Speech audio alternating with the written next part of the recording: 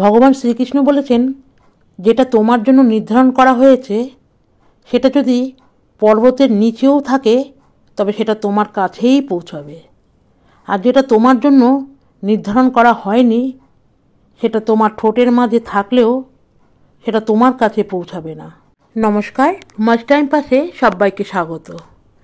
দেখো, সেই যে ধুতরা ফুলের গাছটা ডালটা ভেঙে গেছিলো, আমি নিয়ে এসেছিলাম, সেখান থেকে কী সুন্দর পাতা গজিয়েছে, গাছটা বড় হচ্ছে। আর এগুলো হলো কালাঞ্চন ফুল, যেগুলো নাকি এই সময়টায় ফোটে, পুরো কার্পেটের মতন দেখতে ভালো লাগে। বেশ ছাদ বাগানটা আলো করে রয়েছে এই ফুলগুলো, বাকি আদার্স ফুলগুলোও আছে।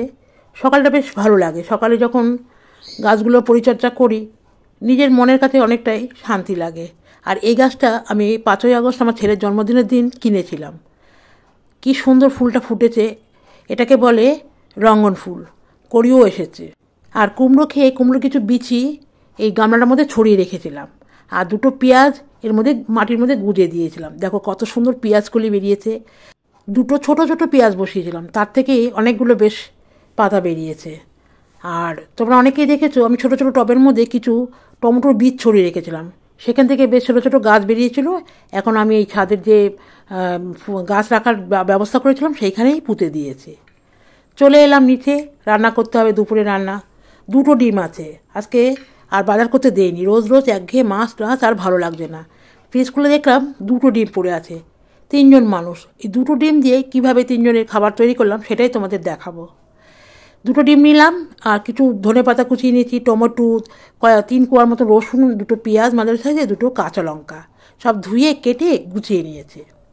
চলো এবার রান্নাটা শুরু করি। কেউ স্কিপ করে দেখো না, স্কিপ করলে অনেক কিছুই তোমরা মিস করে যাবে। রান্নাটা খুবই সহজ এবং খুব অল্প টাইমের মধ্যে হয়ে যায়। প্রথমে একটা মিক্সার গ্রাইন্ডার নিলাম, তার মধ্যে ধনেপাতা, টমেটো, পেঁয়াজ যা যা কেটে রেখেছি এখানে সবগুলো ওই বাটিটার মধ্যে নিয়ে সামান্য একটু জল দিয়ে একটা সুন্দর স্মুথ পেস্ট তৈরি করে নেব। পেস্টটা তৈরি হয়ে গেছে, দেখো রঙটা সবুজ হয়েছে কারণ ধনেপাতা দেওয়া হয়েছে। আর এদিকে বাটির মধ্যে দুটো ডিম সামান্য একটু নুন দিয়ে বেশ ভালো করেই ফেটিয়ে নেব। ডিমও ফেটানো হয়ে গেছে, এদিকে মশলাটা আমার তৈরি। রান্নাটা করতে আর বেশি সময় লাগবে না। গ্যাস ধরিয়ে কড়াই বসিয়ে দিলাম, তাতে সামান্য একটু সাদা তেল দিলাম। এবার তেলটা বেশ ভালো করে কড়াইটাকে গরম করে দেবো। এবার ডিমের পেস্টটাকে দিয়ে দিলাম।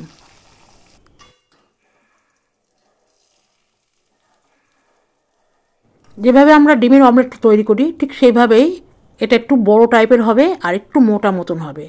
তাই গ্যাসের ফ্লেমটাকে একদম কমিয়ে রেখে বেশ বড় দেখে একটা ডিমের অমলেট তৈরি করে নেব।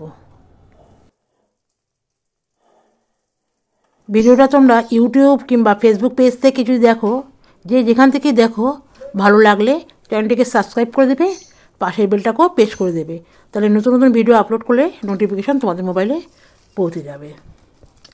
দেখো একটা ডিমের অমলেট করে নিয়ে 3টে সমান ভাগ করে টুকরো করে নিলাম।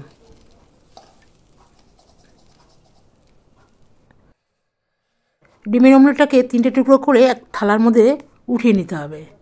আর ওই কড়াইয়ের মধ্যে আর একটু সর্ষের তেল দিয়ে দিলাম।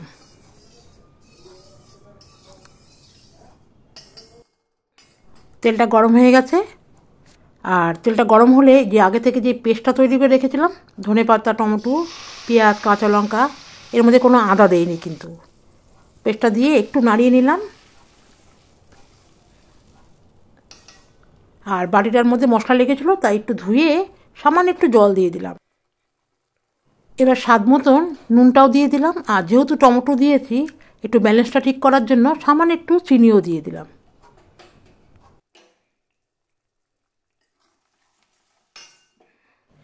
খুব ভালো করে কষিয়ে নেব। গ্যাসের ফ্লেমটাকে কমিয়ে রেখেছি, বেশ কষাতে কষাতে যখন দেখো অনেকটা তেল ছেড়ে এসেছে আর রঙটাও একটু পরিবর্তন হয়ে গেছে, তার মানে কষানোটা শেষ হয়ে গেছে। এবার পরিমাণ মতন জল দিয়ে দিলাম, আরও একবার নাড়িয়ে নেব। এবার ফুটতে দেব।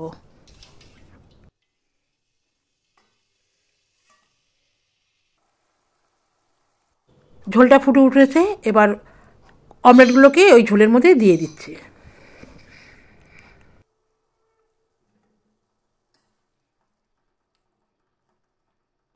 এক দু মিনিট ডিমের অমলেটগুলো ঝোলের মধ্যে একটু ফুটিয়ে নিয়েছি, যাতে করে সমস্ত মশলাগুলো এই ডিমের অমলেটের মধ্যে যায়।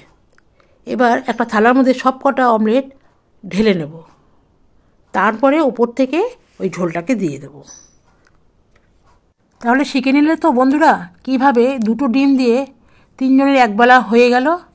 আর তোমরা যারা 6 জন আছো তাহলে 4টে ডিম নেবে, তাহলে 6 জনের হয়ে যাবে। ভালো লাগলো তো রেসিপিটা? যদি ভালো লাগে তাহলে কিন্তু অবশ্যই একটা লাইক দিয়ে চ্যানেলটাকে সাবস্ক্রাইব করে দিও।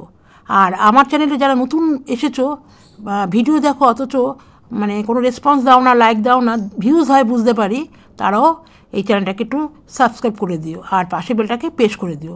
তাহলে নতুন নতুন ভিডিও আপলোড করলে নোটিফিকেশন তোমরাও পেয়ে যাবে। খুব সুন্দর একটা রেসিপি, তোমরা একবার হলেও ট্রাই করো, আশা করি খুব ভালো লাগবে। সকলকে ধন্যবাদ জানাই, আর সকলে ভালো থেকো, সুস্থ থেকো, বাই।